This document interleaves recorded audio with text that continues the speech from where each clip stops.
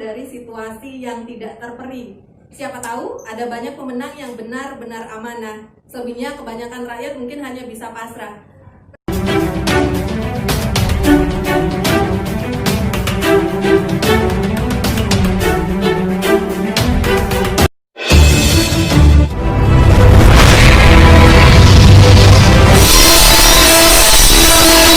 Melihat partisipasi pemilih pilkada saat 2020 di masa pandemi. Terima kasih rekan-rekan dan selamat pagi. Kami ingin menyapa pendengar di manapun berada. Selamat pagi masyarakat Bengkulu. Yang paling penting selamat pagi bapak-bapak para narasumber, Pak Azhar Marwan. Selamat pagi para pendengar di seluruh wilayah Provinsi Bengkulu. Assalamualaikum warahmatullahi wabarakatuh. Waalaikumsalam.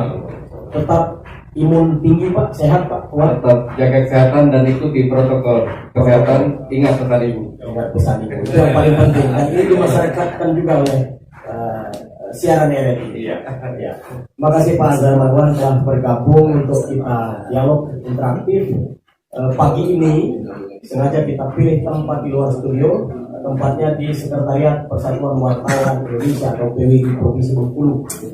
Dan narasumber kedua kami akan menyapa Bung Zaki Antoni. Beliau adalah Ketua PWI Provinsi Bengkulu. Selamat pagi. Assalamualaikum Bung Zaki. Waalaikumsalam warahmatullahi wabarakatuh. Selamat pagi.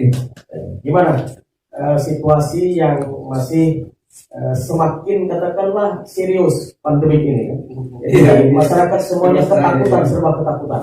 Mungkin ada bentuk pelarangan baru soal bagaimana orang berkerumun. Tapi hari ini kita tetap mengikuti protokol kesehatan. Floor atau audiens yang ada di sini pun kita atur jarak. Kemudian kita juga semuanya pakai masker dan tetap mengedepankan untuk saling menjaga jarak. Ya, pakai masker, tetap cuci tangan, jaga jarak ya. Itu protapnya seperti itu ya. Supaya kita terhindar. Walaupun itu juga belum menjamin juga. Ya, tapi kalau setidaknya kalau kita mengikuti protokol kesehatan itu, tahap pertamanya kita mudah-mudahan bisa terhindar. Insya Allah. Baik pendengar yang kami hormati, bapak-bapak yang ada di PWI yang kami hormati, sebagaimana yang telah disampaikan oleh co-host tadi bahwa pagi ini kita akan berbincang-bincang. Kita sedikit melihat kalau evaluasi mungkin terlalu jauh, kita belum sampai ke sana. Tapi yang paling penting adalah 8 kabupaten yang menyelenggarakan proses demokrasi pemilihan kepala daerah ini berjalan lancar dan hasilnya pun karena pleno di KPU tingkat kabupaten semuanya hampir selesai, katakanlah sudah selesai kemarin sampai tadi malam. Kemudian pemilihan gubernur pun semuanya berjalan dengan lancar dan ini harapan masyarakat Bengkulu tentunya. Namun demikian tentu yang belum kita tahu bagaimana partisipasi publik atau bagaimana partisipasi masyarakat mulai dari proses tahapan pelaksanaan pemilihan kepala daerah. Dan pendengar, pagi ini kita akan berbincang mengenai hal itu dan telah kami perkenalkan 2 narasumber yang sangat berkompeten untuk membicarakan hal itu. Kita ingin melihat bagaimana partisipasi pemilih di Pilkada 2020. Pak Azhar Marwan, selaku akademisi yang juga banyak melakukan pengamatan atau mengamati katakanlah proses perjalanan demokrasi di tanah air, terutama di Provinsi Bengkulu. Dan ini representasi dari bagaimana pelaksanaan demokrasi secara menyeluruh di Bengkulu pun berjalan dengan kondusif sekali. Dan kita berterima kasih dengan pemilih yang sudah berpartisipasi. Namun demikian tentu banyak juga seperti disampaikan tadi yang mungkin partisipasinya belum maksimal. Bagaimana Pak Azhar melihat kondisi ini atau potret soal pemilu kada 2020? Kita ingin melihat dari apa yang sudah tergambarkan ketika penghitungan suara di TPS dan terakhir sudah pleno di KPU. Silakan Pak Azhar. Baik, terima kasih para pendengar sekalian, terutama yang ada di studio PWI. Kita melihat bahwa hasil pilkada memang belum final, tetapi angka-angka partisipasi sudah mulai dimunculkan. Bahkan diklaim ya bahasanya dari KPU Provinsi sudah menyatakan bahwa angka partisipasi pemilih di Bengkulu melampaui angka partisipasi nasional atau target yang diinginkan oleh nasional. Di satu sisi memang kita merasa bangga. Karena apa? Karena ini terjadi di luar ekspektasi dan di luar prediksi.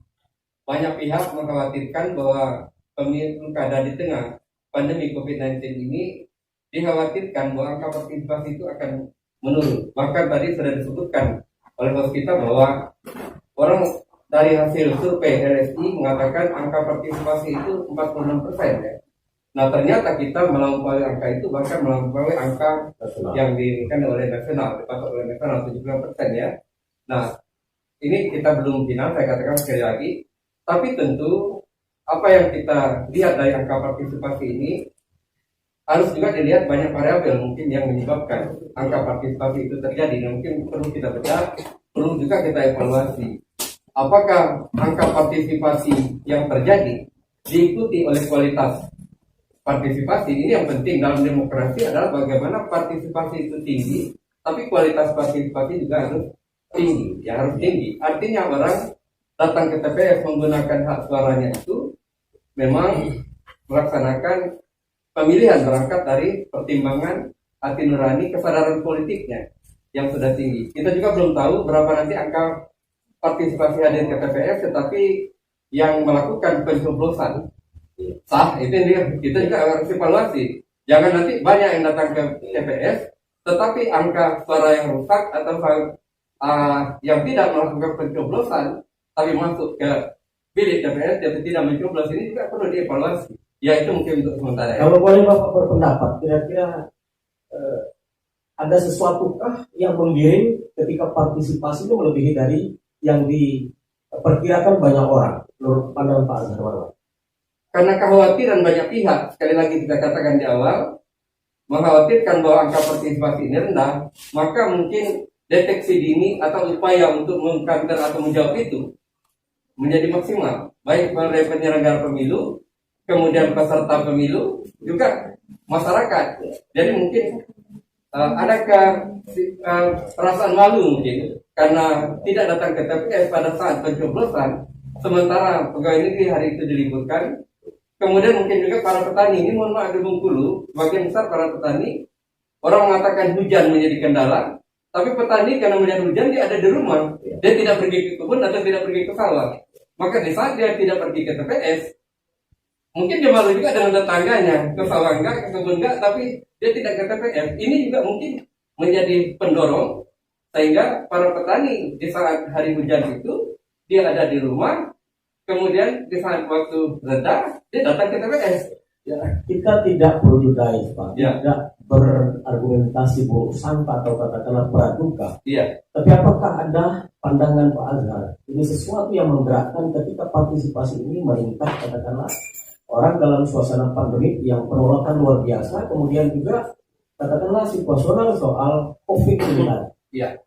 Makanya saya ulangi bahwa angka partisipasi yang tinggi ini harus dilihat juga kualitas partisipasi itu. Ya.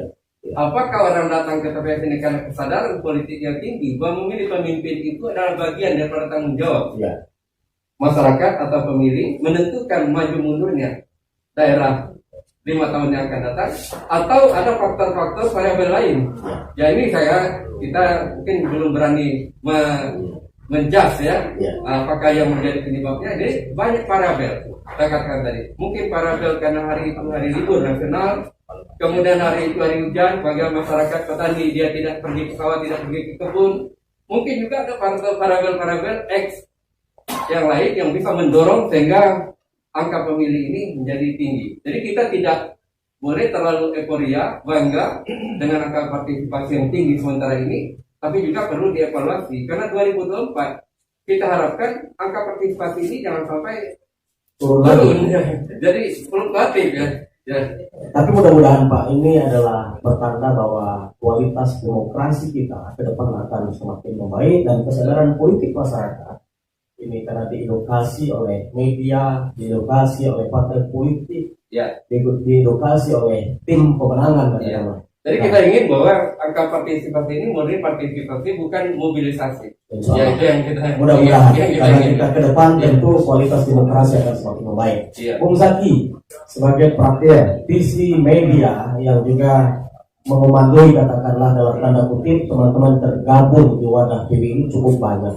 Bung Zaki melihat partisipasi masyarakat pers sendiri berkontribusi di pemilihan kepala daerah ini, termasuk antara lain sudah jauh-jauh hari melakukan edukasi, pemahaman soal politik, kemudian membimbing para pemilih untuk bagaimana lebih banyak mengalokasikan pemikiran ikut bergabung dalam rangka menyukseskan pilkada di Provinsi Bengkulu. Pandangan masyarakat pers sendiri seperti apa? Ya, pers itu termasuk yang sangat konsen ya terhadap persoalan-persoalan pemilu ini. Bahkan kita 4-5 bulan sebelumnya kita membentuk yang namanya masyarakat pers pemantau pemilu ya. Pemilu. Yang itu kita bentuk anggota-anggotanya itu adalah wartawan ya, yang tujuannya adalah kita ikut melakukan pemantauan ya. Karena biasanya temuan-temuan di lapangan itu teman-teman wartawan ini lebih cepat ya tahu. Jadi sebelum pengawas pemilu itu tahu, wartawan itu biasanya lebih dulu tahu ya, lebih dulu mendapat informasi. Bahkan ada informasi-informasi yang sekret itu biasanya itu wartawan yang punya informasi itu ya, sebelum sampai ke Bawaslu ya. Bung Zaki, kira-kira katakanlah ada tidak persoalan yang sedikit agak serius yang dialami oleh teman-teman wartawan dalam rangka mengedukasi masyarakat ketika mulai tahapan digelarnya Pilkada 2020 dari pantauan PWI? Ya, kalau sejauh ini ya, pertama kalau kita yang paling kita tekankan itu adalah soal keamanan dalam peliputan ya. Sejauh ini sesuai dengan surat edaran yang kita sampaikan ke seluruh pimpinan perusahaan media bahwa proses peliputan pilkada di 2020 ini harus tetap mematuhi protokol kesehatan. Itu edaran kita ya, yang secara tertulis kita sampaikan. Dan sejauh ini informasi sampai pagi ini kita belum mendapat informasi bahwa ada wartawan yang terkena virus COVID misalnya gara-gara dalam peliputan ya. Alhamdulillah sejauh ini belum ada, dan harapan kita aman ya, sesuai dengan ini juga pilkada ini secara umum juga berjalan aman ya. Tapi saya ingin mengatakan begini bahwa sebenarnya kalau tadi dikatakan partisipasi pilkada ini tinggi, saya melihat ini menjadi potret bagaimana reaksi sifat masyarakat kita terhadap pandemi ini sendiri. Ya. Dulu kan kita khawatir ya, orang nggak mau datang ke TPS karena COVID. Artinya mungkin pun masyarakat ingin membuktikan bahwa kita tetap tinggi partisipasi. Tapi kan dalam realitasnya sebetulnya masyarakat kita nggak punya ketakutan terhadap COVID. Ya. Kerumunan, keramaian itu terjadi di mana-mana. Dan pilkada ini itulah potretnya gitu. Memang kita nggak punya ketakutan itu. Ya. Saya pikir mungkin itu juga salah satu yang menjadi pemicu. Ya. Maka misalnya masyarakat tetap datang ke TPS itu. Ya, mereka nggak ada rasa takut. Baik. Pendengar, kami pada kesempatan ini ada waktu yang kami sediakan untuk pendengar berinteraktif atau berinteraksi dengan narasumber kami seputar partisipasi publik atau partisipasi masyarakat dalam Pilkada 2020. Dan selain itu nanti kami juga akan minta pandangan pendapat dari teman-teman bror atau mahasiswa yang ada di sini, termasuk teman-teman dari wartawan yang tergabung di PWI. Dan untuk lebih lanjut nanti kita akan lanjutkan setelah kita serahkan kita sebentar. Terima kasih rekan Ruslan. Rekan Ruslan, sebenarnya ini ada pertanyaan yang masuk. Kita jeda dulu atau langsung dengan pertanyaan? Saya kira kita langsung saja untuk satu dulu nanti. Satu pertanyaan ini dari Burzan di Kota Bengkulu, masuk melalui pesan singkat WhatsApp kita. Ya. Untuk Pak Azhar, Ya. apakah Bapak melihat ada indikasi politik barter atau politik transaksional? Untuk Pak Zaki, dari Riko di Bengkulu Utara juga ada pertanyaan, sejauh mana Bapak melihat independensi media? Karena jelang pilkada dan pasca pilkada sangat jelas media tertentu khususnya online ini cenderung memihak atau memberitakan kebaikan paslon tertentu sembari memberitakan keburukan paslon lain. Silakan tanggapannya. Ya, kami persilakan apa Pak Zaki dulu atau Pak Azhar Marwan, tapi intinya pertanyaannya sudah kita dengarkan tadi. Persilakan. Ya, ini banyak pertanyaan publik bahwa partisipasi kita di dalam pemilu maupun pemilu kada ini adalah budaya transaksional. Ini pertanyaan yang menarik sebetulnya. Nah, untuk membuktikan itu tentu butuh kajian mendalam ya. Orang sering mengatakan bahwa money politik itu terasa tetapi tidak kelihatan. Nah, oleh karena itu saya sekali lagi mengatakan partisipasi tadi meningkat. Ini banyak faktor-faktor atau variabel-variabel lain sebagai penunjang. Yang kita khawatirkan mungkin perlu juga dievaluasi oleh penyelenggara pemilu adalah apakah faktor yang disebutkan oleh penanya tadi ini adalah bagian daripada mendorong partisipasi. Kalau begini saya katakan politik kita bukan politik partisipatif tapi politik mobilisasi. Artinya orang berangkat ke TPS itu karena ada sesuatu yang digerakkan. Yang kita harapkan adalah partisipasi itu hadir karena memang kesadaran politik. Oleh karena itu dikatakan bahwa politik cerdas akan melahirkan pemimpin yang berkualitas. Nah, oleh karena itu maka ya kita tidak berani mengatakan karena ini bukan domainnya kita menjawab, saya katakan tadi sekali lagi, tapi budaya politik transaksional baik di kita maupun di negara kita ini masih menjadi momok di dalam demokrasi kita. Artinya masih menjadi citra buruk di dalam demokrasi kita bahwa politik kita masih melaksanakan budaya politik transaksi yang disebut dengan money politik. Nah, kalau itu yang terjadi, maka kualitas demokrasi kita tercederai. Kita sering mengedukasi di RRI juga ya. Saya katakan bahwa misalnya tadi golput tidak akan menyelesaikan masalah. Apa? Dengan kita tidak memilih akan ada juga orang terpilih. Nah, ini kita melakukan edukasi bahwa berangkatlah, datanglah ke TPS, gunakan hak pilih, tapi gunakan hak pilih bukan karena imbalan, bukan karena bayaran, yang kita sebut dengan mobilisasi politik. Jadi kesadaran politik kita menentukan pilihan, berangkat dari penilaian, berangkat dari pemahaman, berangkat dari kesenangan kita terhadap figur itu, bahwa seperangkat penilaian kita figur itu yang paling layak untuk dipilih. Inilah namanya demokrasi. Sehingga suara rakyat dikatakan adalah suara Tuhan. Orang yang terpilih itu orang yang didukung oleh suara mayoriti.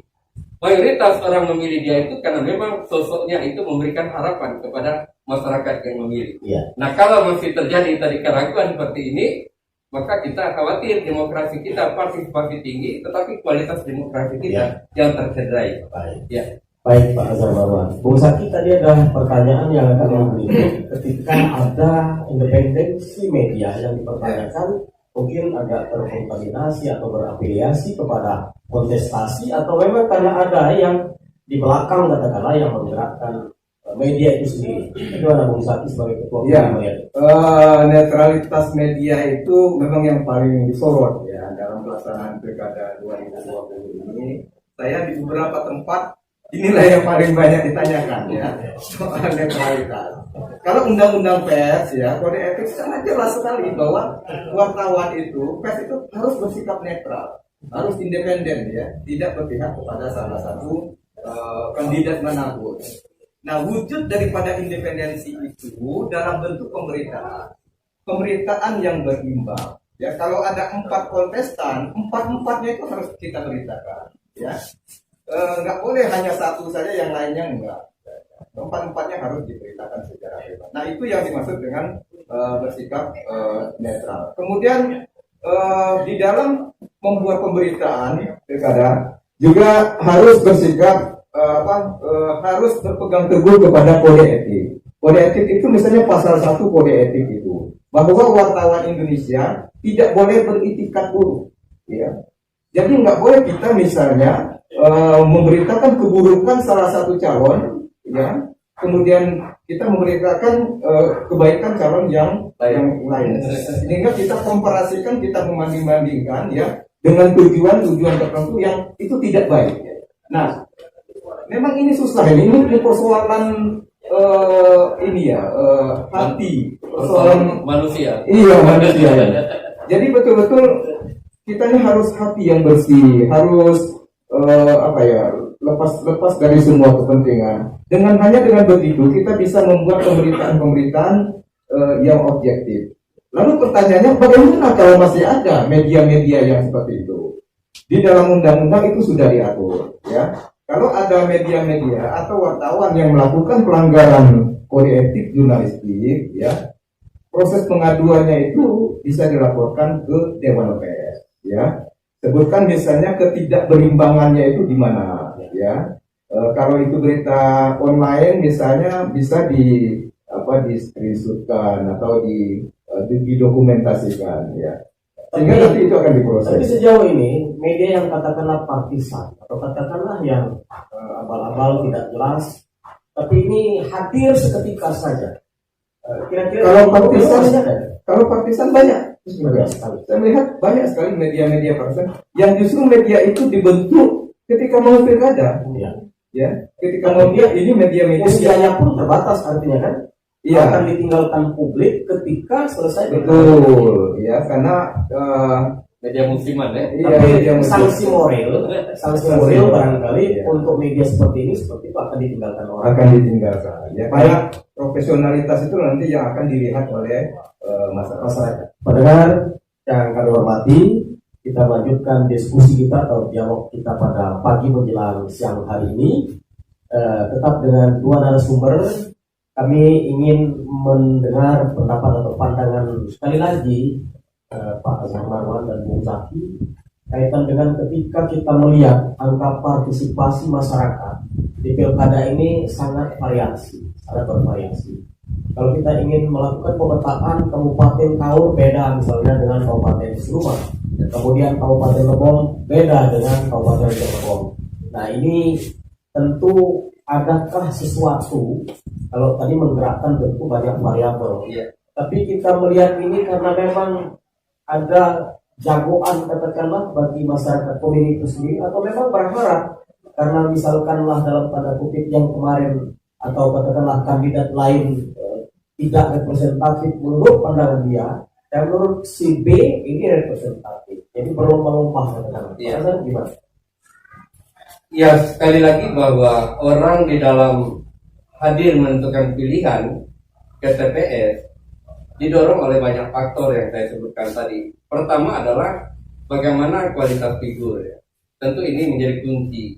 Dan kemudian kalau kita bicara political marketing, kekuatan figur. Kemudian kedua adalah kekuatan tim sukses dan tim pendukung.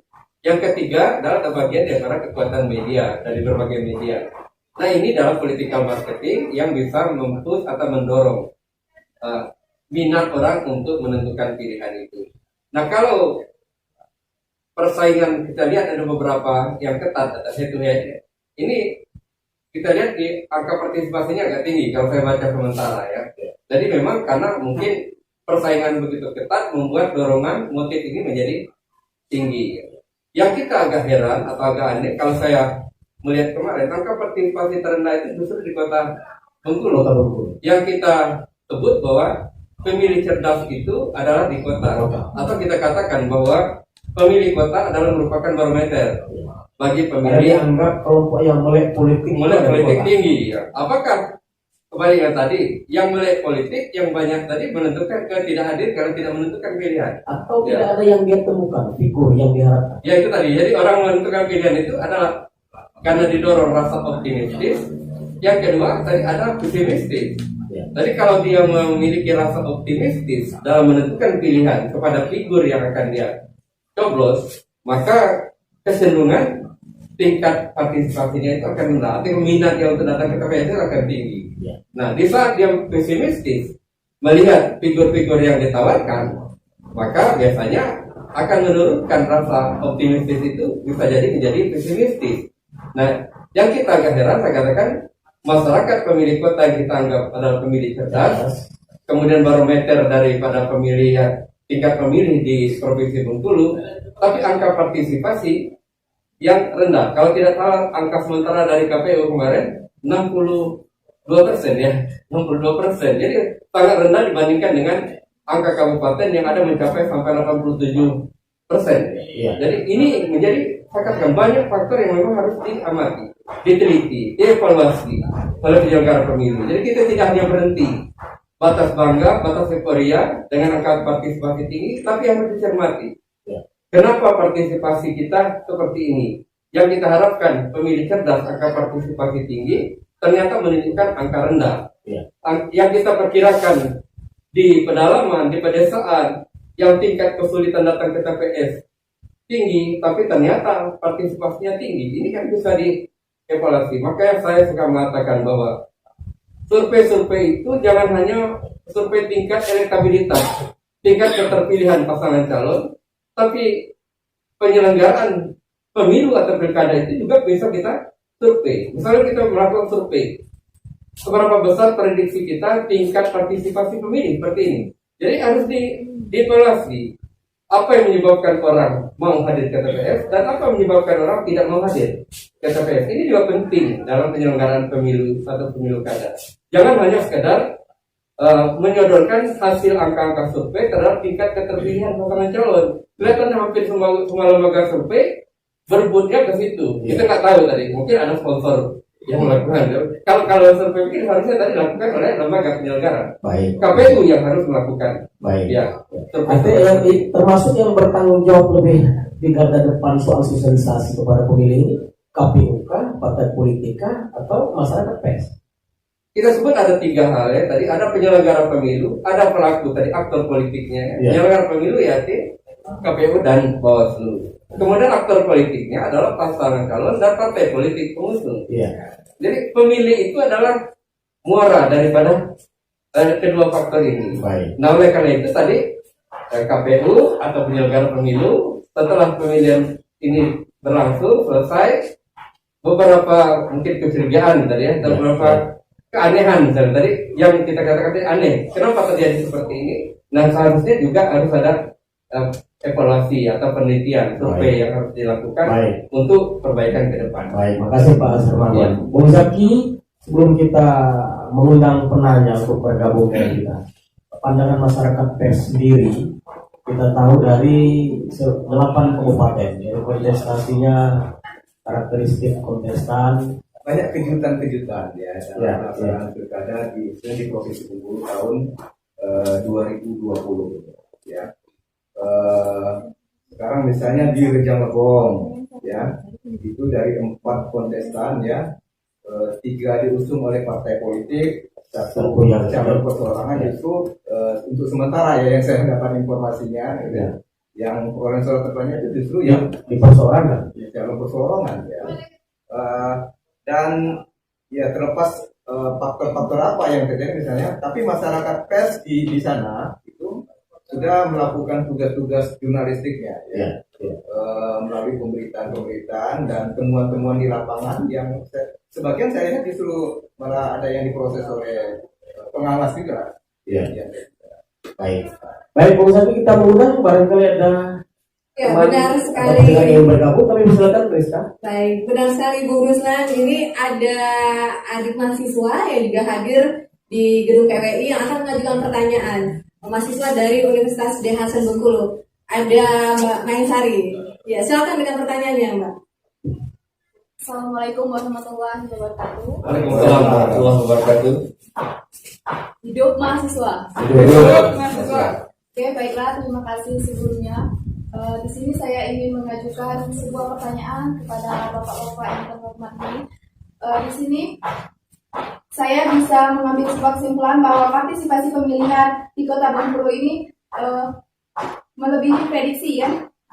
Jadi di sini salah satu faktor pendorongnya yaitu karena masyarakat itu banyak yang merasa corona itu nggak takut gitu.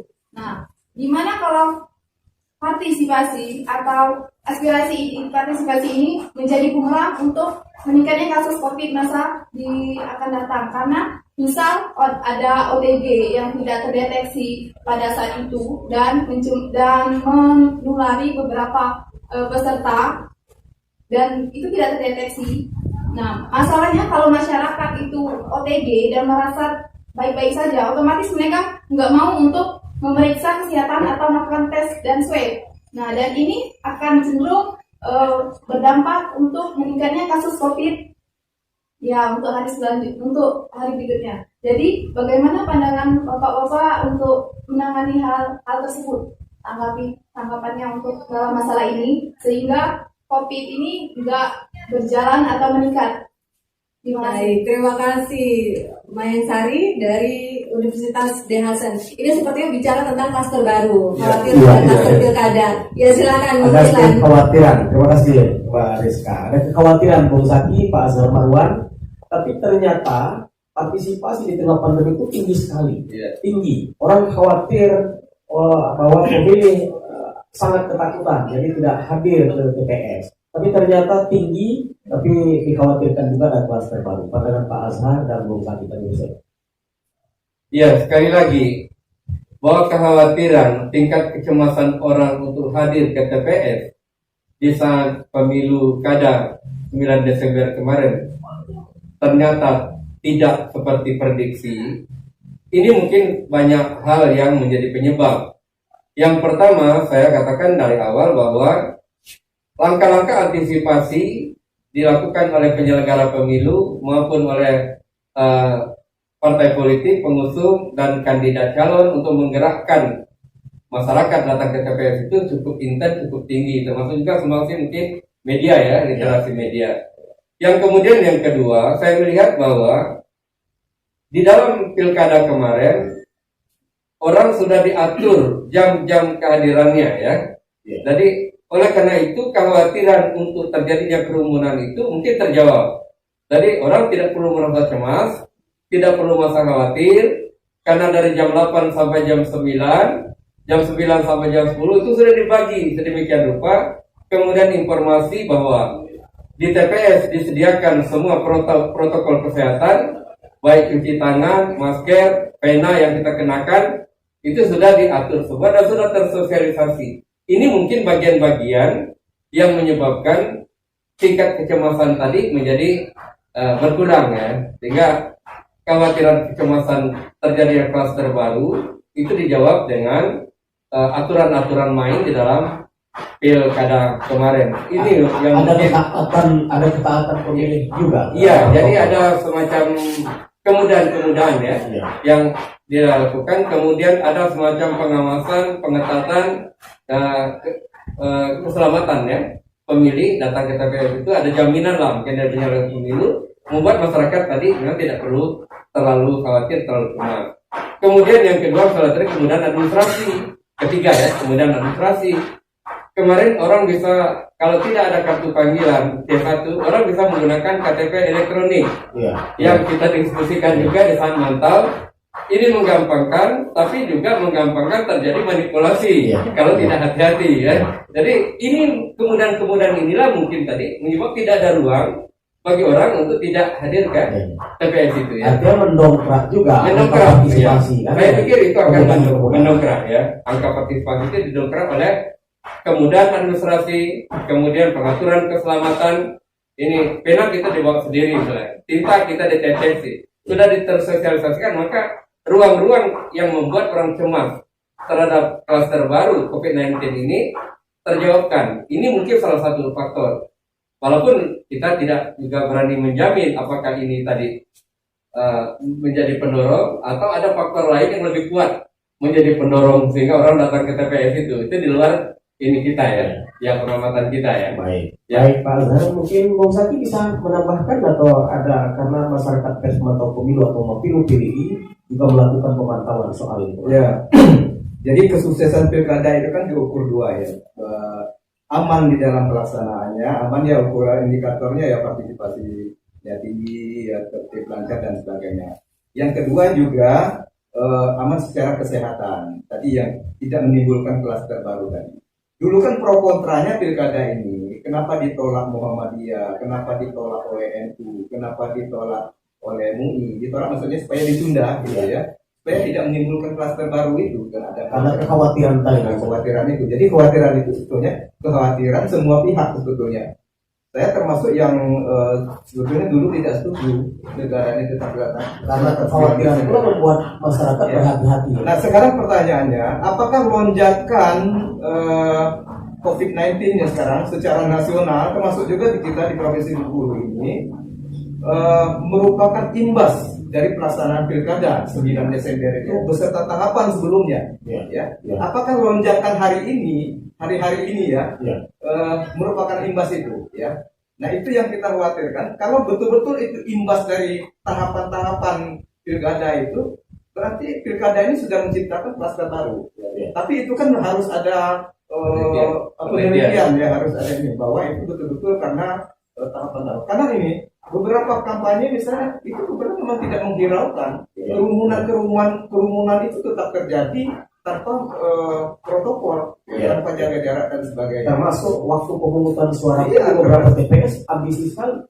Jadi kita mungkin konsennya ke TPS saat pelaksanaan, tapi tidak melihat proses 3 bulan berjalan. Kampanye tatap muka oleh pasangan calon tadi yang tidak mungkin agak abaikan. Iya. Iya.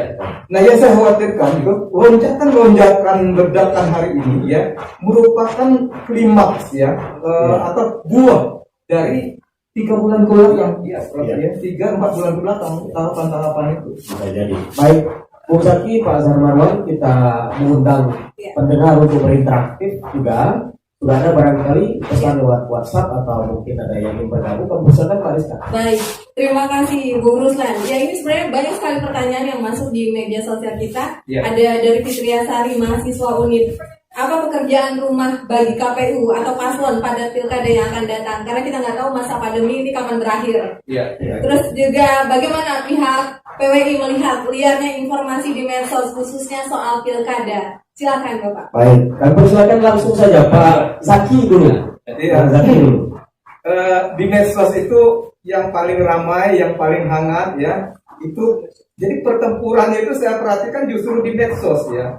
Pertempuran dalam tanda petik ya.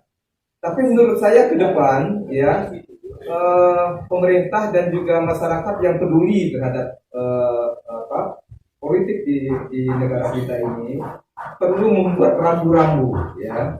Rambu-rambu bagaimana bermedia sosial yang baik, bagaimana bermedsos yang bijak, sehingga medsos itu tidak menjadi sarana atau ajang saling umpat, fitnah, menuduh, menyerang dan sebagainya. Nah, yang terjadi hari ini kan medsos itu menjadi sarana saling serang, ya, satu sama lain, ya, mengumbar keburukan satu sama lain. Nah, kenapa itu terjadi? Karena memang kita ini belum ada undang-undang media sosial sampai saat ini. Jadi kalau ada pelanggaran itu yang dipakai undang-undang ITE, ya. Jadi untuk teman-teman yang tidak hati-hati bermedsos, ya ingat ada undang-undang ITE ya, dan ingat juga jejak digital itu tidak bisa hilang sekarang, itu bisa ditelusuri. Baik Pak Azhar Marwan, tanggapannya soal pertanyaan dua penanya. Ya, baik, pertanyaan yang bagus dari saudara Fitri ya. Maksud ini nggak tahu maksud apa ya, tapi maksud saya ya. Tadi tentang PR bagi KPU ya. Pekerjaan rumah KPU, kalau ini kan mungkin sudah selesai, tapi bagaimana kita katakan bahwa ini harus dievaluasi. Kita bukan hanya mendorong angka partisipasi, tapi juga mendorong kualitas partisipasi politik masyarakat kita. Ini pekerjaan besar KPU. Durasi waktu 3 tahunan itu tidak lama lagi, 2024 pilkada serentak yang akan datang. Ini pekerjaan rumah besar bagi KPU, bahwa tidak berhenti batas. Saya katakan tadi bangga, euforia, misalnya tadi karena angka partisipasi kita melampaui target nasional misalnya tadi. Tapi ada beberapa hal yang paralel yang mendorong angka partisipasi ini yang masih menjadi pertanyaan-pertanyaan kita. Apakah angka partisipasi ini karena berangkat dari kesadaran politik masyarakat, literasi politik masyarakat yang memang sudah semakin baik, alhamdulillah ya.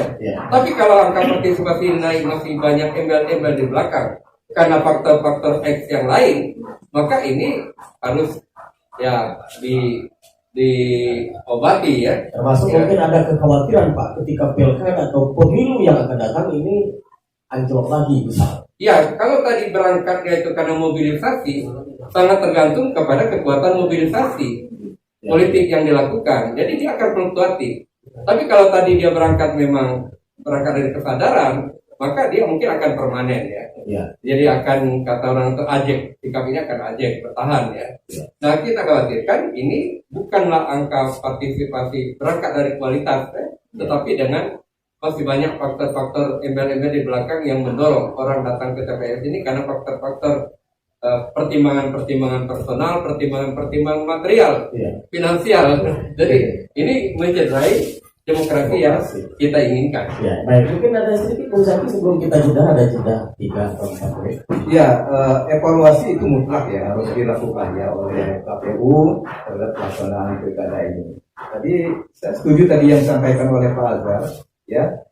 Dievaluasi misalnya tingkat partisipasi yang di atas 80% ini apakah betul-betul murni karena kesadaran politik masyarakat kita di Bengkulu ini ada peningkatan, ataukah tingkat partisipasi yang tinggi itu karena faktor mobilisasi tadi, karena faktor karena ada yang menjadi tanda tanya itu, kenapa di kota ya yang justru masyarakatnya dianggap pendidikannya relatif lebih tinggi lah dibanding yang di pedesaan misalnya, itu justru tingkat partisipasinya di bawah 70% ya. Tapi di kabupaten itu lebih tinggi ya. Baik, kita kembali di dialog luar studio dari gedung PWI Provinsi Bengkulu. Dan kita tiba di segmen terakhir untuk dialog pagi hari ini. Pendengar, ada pertanyaan di Bung Rosan dari Petra di Betungan. Ini sepertinya sikap pesimisme gitu ya. Cuma mau menyampaikan aspirasi saja, Pak. Iya. Kami tidak memilih karena nggak ada dampak. Cuma mau bilang semuanya ya berharap mau yang terbaik, tapi sepertinya masyarakat sudah antipati begitu. Silakan Bu Rosan. Ya, baik rekan Rizka, sebelum closing statement dari para narasumber, ada satu penanya yang sikap pesimistis terhadap pelaksanaan barangkali atau karena melihat figur atau melihat proses yang dari hari ke hari dari tahun-tahun demokrasi kita masih berkutat di seperti itu saja. Silakan Pak Azhar, Bung Zaki. Iya, orang menentukan pilihan itu memang berangkat dari harapan-harapan. Artinya apa? Pada figur yang dia pilih, dia menggantungkan harapan-harapan yang dia inginkan. Nah, ini tentu sangat tergantung kepada komunitas di mana pemilih itu berada. Jadi kalau petani tentu dia berharap bahwa di saat dia memilih seseorang, kehidupan para petani itu akan lebih baik dan sejahtera. Nah, program-program di bidang pertanian itu yang dia akan menarik perhatiannya. Jadi oleh karena itu, segmentasi dalam bahasa kami komunikasi itu, khalayak pemilih itu penting disasar oleh para kandidat pasangan calon di saat membuat program-program kerja yang disodorkan, yang ditawarkan. Artinya semua lapisan itu memang harus disasar. Iya, jadi berangkatlah kata orang itu dari apa yang dipikirkan oleh pemilih. Jangan berangkat dari apa yang dipikirkan oleh sang calon. Baik. Jadi ini yang paling penting dalam teori politik, bahwa bagaimana menyodorkan program yang bisa memberikan harapan-harapan baru kepada masyarakat. Jadi karena itu mungkin tadi bahasa pesimistis. Orang banyak mengatakan tidak ada pemimpin itu bagi dia tidak ada perubahan. Kami cah inilah, kan kata orang Bengkulu. Jadi siapapun juga terpilih kami cah inilah. Nah ini kalau ini terjadi, maka ya partisipasi pasti akan rendah ya. Mungkin Bung Zaki? Iya, nada-nada dengan yang nada-nada. Iya, nada-nada pesimistis seperti itu kan sudah sering kita mendengar di masyarakat ya. Tapi begini ya, karena pilkada ini memilih pemimpin ya, maka saya mengajak justru kita harus berpikir sebaliknya ya. Kita berpartisipasilah ya di dalam hajatan. Karena apa? Karena suara kita itu sangat menentukan ya, menentukan nasib bangsa ini dan nasib daerah ini ke depan. Partisipasi itu maksudnya karena kita berdasarkan kesadaran sendiri. Dengan apa? Dengan melihat program-programnya, dengan melihat visi misinya ya. Kalau kita nilai yang ini visi misinya sangat bagus ya, dan program-programnya sangat bagus, kenapa tidak? Ya, dibanding kita tidak menggunakan hak pilih kita. Tetap akan ada juga orang yang terpilih kalau Iya, tidak pilih. Ya. Artinya masih ada calon yang baik di antara yang tidak Iya. baik. Dan ada dampak juga sebetulnya, walaupun nggak secara langsung, itu dampak pada masyarakat usia lanjut itu ada, gitu ya. Walaupun nggak secara langsung, gitu ya. Mungkin masih ada satu lagi, Mbak Rizka. Kalau memang masih ada, kalau enggak kita melihat pandangan terakhir. Ya, ada satu pertanyaan Ya, Bu Rosan, masih ada ini 2-3 menit. dari Ya. Iwan di Sawah Lebar. Ingin bertanya kepada dua narasumber, khususnya Bung Zaki Antoni, PWI. Apa komitmen wartawan di Bengkulu berkaitan dengan pemilu tahun ini? Independensi dari pantauan mereka seperti apa? Ya, Ya, kalau komitmen kita jelas ya, PWI itu kita bersikap independen, netral di dalam kita melaksanakan tugas-tugas jurnalistik. Itu beberapa kali dalam rapat, misalnya pertemuan umum, saya selalu menegaskan hal itu. Ya. Itu jelas kalau komitmen kita. Undang-undang pers dan kode etik jurnalistik itulah panduan kita. Jadi tetap ada sanksi ketika ada wartawan yang nakal. Oh iya, jelas. Baik. Baik. Terima kasih Mbak Rizka dan pendengar yang kami banggakan. Sampai kita ke penghujung di dialog atau diskusi kita pada pagi hari ini. Yang paling pasti adalah kita berharap masyarakat semakin cerdas, tingkat partisipasi pemilih pada pemilu yang akan datang akan semakin meningkat. Ada mungkin kata-kata terakhir atau closing statement dari Pak Azhar Marwan, dan persilakan setelah itu Bung San. Ya. Baik, kepada masyarakat pemilih tentu kita selalu menghimbau bahwa di dalam demokrasi terpilihan seseorang itu sangat ditentukan oleh suara rakyat yang memilih. Oleh karena itu gunakanlah hak pilih yang dilakukan selama 5 tahun satu kali dalam pemilihan kepala daerah ini. Kemudian yang kedua, kepada para pelaku politik atau aktor politik, bangunlah kecerdasan politik rakyat yang baik sehingga kesadaran masyarakat untuk menggunakan hak pilihnya itu juga semakin membaik. Sebab apa? Dengan janji-janji politik yang tidak bisa direalisasikan selama ini, itulah yang mungkin membuat pesimistis masyarakat pemilih sehingga mereka tidak mau datang ke TPS untuk menggunakan hak pilihnya. Demokrasi akan semakin baik manakala aktor politik, pelaku politik, penyelenggara pemilu, dan masyarakat pemilih ini saling menyadari bahwa pemilu itu adalah merupakan ajang kita dalam melakukan kontestasi dan mencari pemimpin yang kita anggap tepat sebagai nakoda di daerah kita. Iya, baik Pak Azhar Marwan. Kami persilakan ada Bung Zaki untuk pendapat akhir dari diskusi kita hari ini. Sekarang kompetisi sudah selesai ya, game is over ya. Ya. 9 Desember kan sudah sekarang siapapun kemudian yang terpilih dalam pelaksanaan pilkada serentak 9 Desember kemarin ya, yang nanti mungkin akan dilantik bulan Februari ya, maka utamakanlah kepentingan masyarakat, kepentingan daerah itu sebagai prioritas utama. Karena begitu Anda terpilih menjadi pemimpin, maka dia akan menjadi pemimpin seluruh masyarakat. Bukan lagi pemimpin golongannya, bukan lagi pemimpin kelompoknya, dan bukan lagi pemimpin yang untuk orang-orang tertentu. Tapi dia menjadi pemimpin daerah ini. Baik, terima kasih Bung Zaki, terima kasih Pak Azhar Marwan telah menyampaikan closing statement. Dan pendengar, yang paling pasti adalah harapan kita semakin hari pelaksanaan demokrasi akan semakin baik, mencerdaskan pemilih, mengedukasi masyarakat. Melakukan pendidikan politik adalah tanggung jawab kita semua, tapi yang paling depan melakukan tanggung jawab soal itu adalah penyelenggara, partai politik, dan media. Kami persilakan Mbak Rizka dan kita kembali ke studio. Dari situasi yang tidak terperi, siapa tahu ada banyak pemenang yang benar-benar amanah. Selebihnya kebanyakan rakyat mungkin hanya bisa pasrah.